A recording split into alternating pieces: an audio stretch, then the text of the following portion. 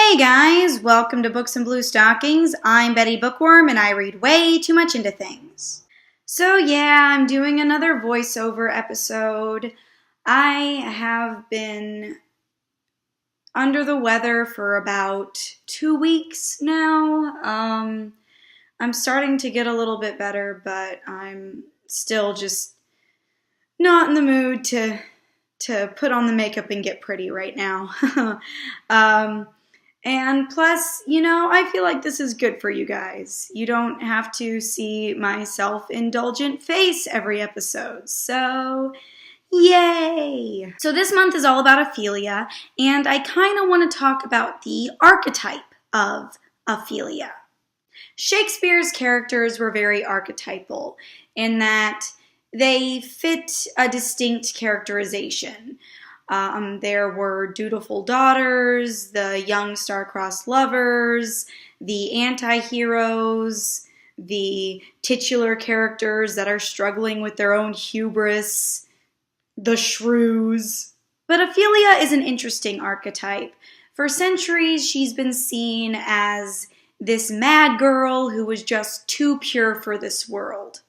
And I feel like out of all the archetypes that Shakespeare utilized, I think the mad girl still resonates with us as a society more so than some of the other archetypes. We as a society are obsessed with the notion of madness or going mad. Forgive me, I'm going to try not to use the word crazy so much in this review because it's kind of offensive, and I know I don't like the word, so I'm going to try to steer clear from it. So we're going to use words, more literarily romantic words like mad. I'm sorry if that sounds a little bit problematic in and of itself. I think mad is, in my opinion, a little bit less offensive than crazy.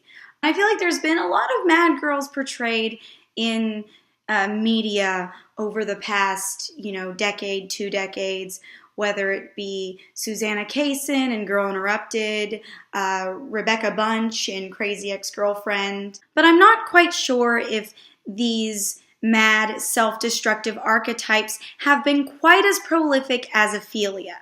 That is, there hasn't been one quite as prolific as Ophelia until Harley Quinn.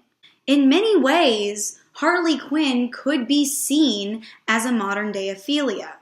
In her companion disc, Emily Autumn states that Ophelia is kind of the patron saint of mad girls.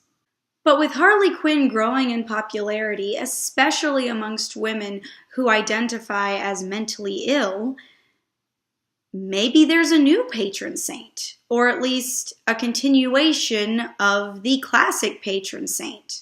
Let's look at the similarities. Both Ophelia and Harley are emotionally confined by strict outside influences.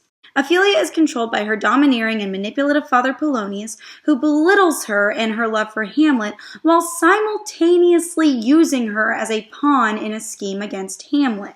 Harley is not necessarily controlled or confined by a person at first. She is just stuck in a job and in a life where she always feels like she has to be perfect and in control, as seen in the origin episode of the animated series where Joker ends up psychoanalyzing her while under her care. Though their confines are different, both Ophelia and Harley rebel against their confines in similar ways. Ophelia rebels against her confines by singing bawdy songs and speaking cryptically during her infamous mad scene. And Harley rebels, by becoming Harley Quinn. They both initially rebel by falling in love with destructive men. And speaking of the two princes, Ophelia and Harley are in love with two larger-than-life douchebags, figures. What I find most striking about these similar love interests, and I use the term love loosely, is that while they are loved by devoted women, they ignore them in favor of obsession with their rivals. Hamlet is obsessed with getting revenge against his uncle for killing his father. Joker is obsessed with making Batman's life a living hell. What's interesting to note here is that, in a way, Ophelia and Harley succeed where their romantic counterparts fail. Hamlet pretends to be insane so that he can spy on Claudius while avoiding suspicion, but Ophelia actually does go insane. Joker wants to catch the Batman, though some argue he enjoys the cat and mouse game too much to actually catch him. Harley actually catches the Batman and suffers for it later. And personally, in my opinion, Harley is a more efficient villain because she is more driven by results than telling a perfect joke. She may not be as scary, but she gets shit done. Which leads us to the downfall of the two ladies. Much of Harley's imagery consists of her falling. I wonder if this could be a throwback to Ophelia's jump into the lake. To be fair, this isn't a perfect comparison. All the times Harley has literally fallen from great heights, she's never intended to kill herself like Ophelia did. But then again, are we entirely sure that Ophelia killed herself? Stay tuned for part 2.